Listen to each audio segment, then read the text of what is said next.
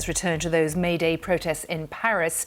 Show you some live pictures from the city. Activists have thrown projectiles at the police. There's been a response of tear gas being lobbed. Hundreds of officers have been deployed on the streets of Paris after threats of rioting were spread on social media. We're hearing more than 80 people have been arrested so far. Many others searched. But someone who knows more than I do about what's going on is Hugh Schofield, who is in Paris. And I guess, Hugh, I should say first, this is not confined to the Gilets jaunes, the yellow vest movement.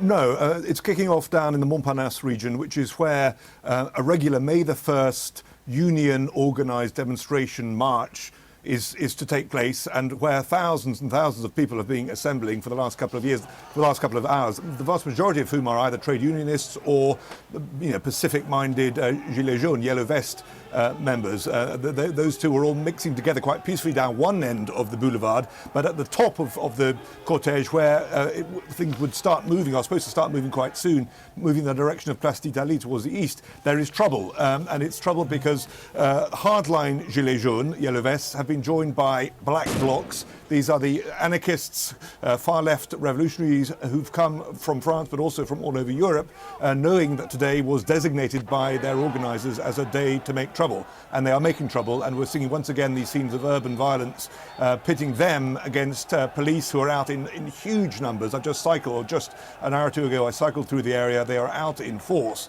And we're once again seeing the same scenes that we saw on the Champs-Élysées back in November, back in January and February, when the Gilets jaunes were out in force. But today it's more that the black blocs, this anarchist fringe has taken over, taking advantage of the situation which they knew would be propitious and useful for them, because it's where a lot of people are going to be out contesting and protesting against the policies of Emmanuel Macron.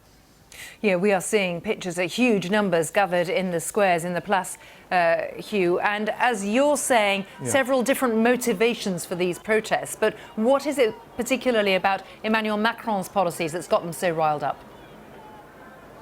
Well, I mean, I think you've got to differentiate between the classic trade unions here and the Gilets jaunes, and then the black blocs on top of that. The classic unions, for whom this is the day of the year, are trying to recover some of the ground that they've lost to the Gilets jaunes. Of course, normally, in the last 50, 60 years, it's been the unions who've led the protestation, contestation and demands from governments demanding more social action, money and so on.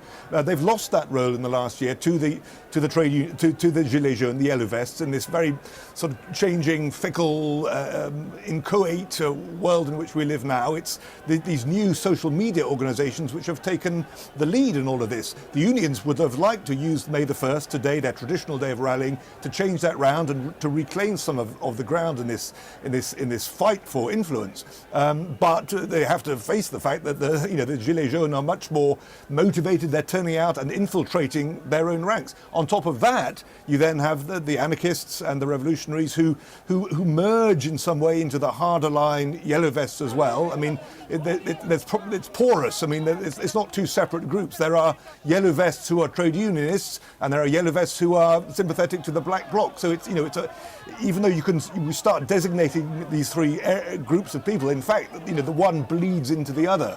And what they have against the government is that it's, from the trade union point of view, that they haven't done enough. They're threatening pension rights and so on. And from the yellow vest point of view, it's that they haven't given enough, that President Macron, despite 2 rounds of announcements in which he's given a lot of ground and a lot of money to the cause to appease the protests from the street, they're saying he hasn't done enough, and they want more. But the government's feeling is that they have done enough.